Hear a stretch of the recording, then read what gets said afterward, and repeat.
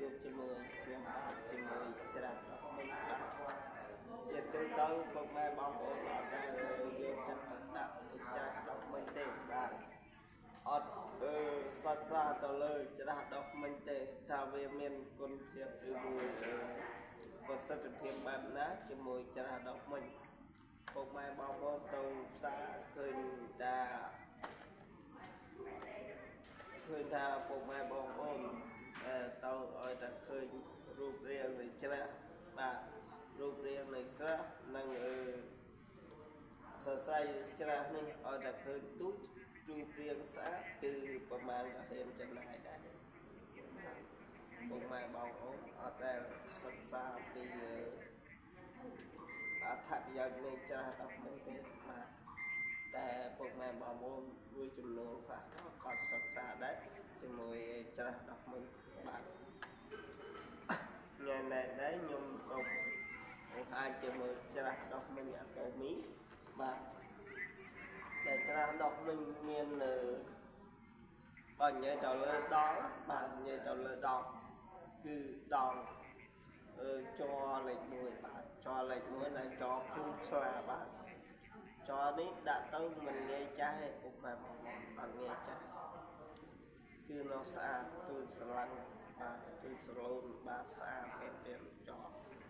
ហើយមើលចិត្តបាទមើលសភាពចរបាទគឺចរល្អបាទហើយមួយទៀតសរសៃគឺសរសៃទូស្មាបាទសរសៃទូស្មាអ្វីដែលពិសេសចំនួនសរសៃនេះគឺថាសំពីសរសៃមាសសំពីសរសៃមាសមានមាសទេពុកម៉ែបងប្អូនសំពីសរសៃមាសតែហេតុអ្វីបានយើងសំពីសរសៃមាសគឺជាសរសៃមាសមួយដែលជួយកម្ចាត់នៃបាក់តេរីមេរោគផ្សេងបាន 100% ពុកម៉ែបងប្អូនជៀសវាងពុកម៉ែបងប្អូនយកច្រាស់ដកមិញដូចជាយកមេរោគបាក់តេរីអីយកចូលមកចឹងប៉ុន្តែជាមួយច្រាស់នេះគឺអត់ទេសម្រាប់ទៅ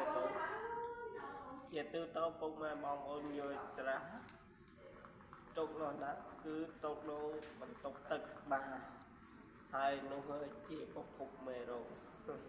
បាទប្រភពមេរោគប៉ុន្តែជាមួយច្រាស់ដកមិញនេះគឺកម្ចាត់បាន 100% អត់មានបាក់តេរីមេរោគណាមកទុំចោតទេបាទហើយមួយទៀតពុកម៉ែបងប្អូនធ្លាប់មើលនៅអាពលនៃច្រាស់នេះបាទជាទូទៅច្រាស់ខ្លះគឺមានការសម្រាមមានអីផ្សេងជាប់នៅកស្រះប៉ុន្តែជាមួយច្រាស់ដកមិញនេះអត់មានទេបាទអត់មានជាប់ទេនៃការសំណល់អីផ្សេងឬមួយក៏អ្វីផ្សេងដែលប៉ះពាល់ជាមួយច្រាស់នេះគឺអត់មានទេបាទគឺគុណភាពគឺបែបនេះពុកម៉ែបងប្អូនហើយច្រាស់នេះទូបាទមកលើទូយើងអាចដោះសពនៅក្នុងយើងបាទដោះសពដោះមកដល់ពលបាទដល់ពលមិញយើងជានេះដោះបានចេះដល់ទាំងអស់ក្នុងអត់មិញយើងបាទបានចេះអស់ស្រះទាំងអស់បាទជាមួយច្រាស់មិញបាទគុណភាពគឺបែបនេះពុកម៉ែបងប្អូនបាទអាចសិក្សាទៀតជាមួយច្រាស់ដកមិញខ្ញុំនឹងបង្ហាញឲ្យបានច្រើនវីដេអូអីពុកម៉ែបងប្អូនច្រាស់ចម្ងល់នៃ